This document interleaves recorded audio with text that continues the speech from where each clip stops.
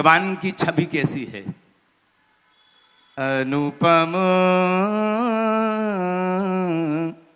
राम लला की झांकी, अनुपम राम लला की झांकी। 10 अवतार समीप विराजत, 10 अवतार समीप विराजत, सुंदरता छवि बाकी, अनुपम राम लला की झांकी। अब भगवान का श्रृंगार नक्शे सिक तक देखा जाता है। तो जो वर्णन भगवान की छवि का वर्णन जिन्होंने देखा, यहाँ के साहित्यकारों ने, यहाँ के पत्रकारों ने, और समाचार पत्रों में जो हमने देखा, प्रत्यक्ष तो उस समय देख नहीं पाए, लेकिन आज हमने उनका इन आंखों से दर्शन करके अपने आप को सौभाग्यशाली माना।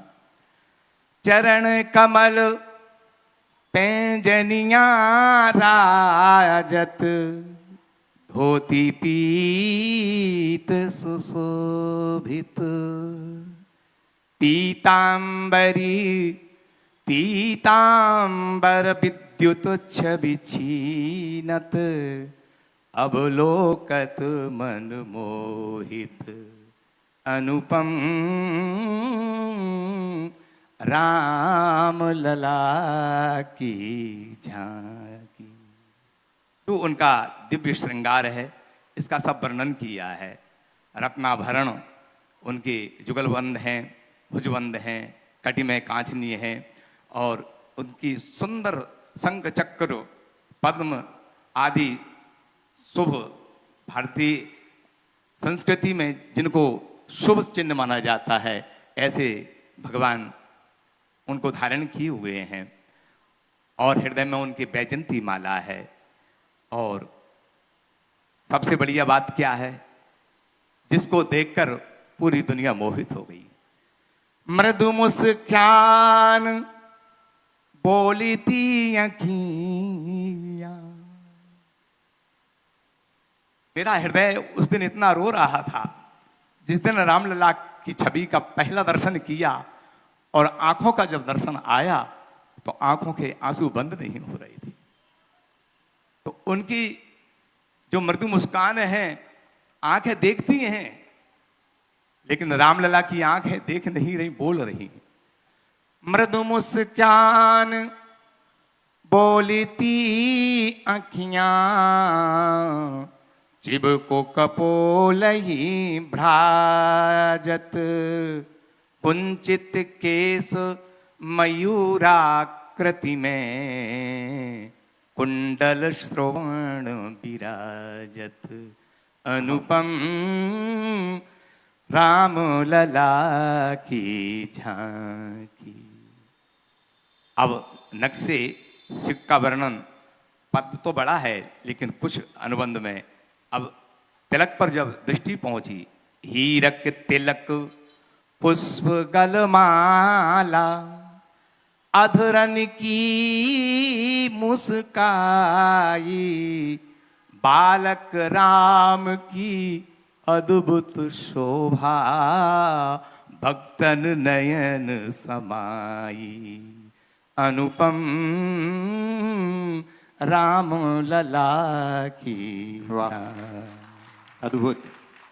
तो ये चरणों में फिर मेरे भाव में ये बात आई कि ये अवसर अच्छा है, और गोस्वामी तुलसीदास जी की कृपा के हम बचपन से ही आश्रित रहे हैं, क्योंकि पूज्य पिताजी ने मुझे आ आ ई से अक्षर ज्ञान नहीं करवाया।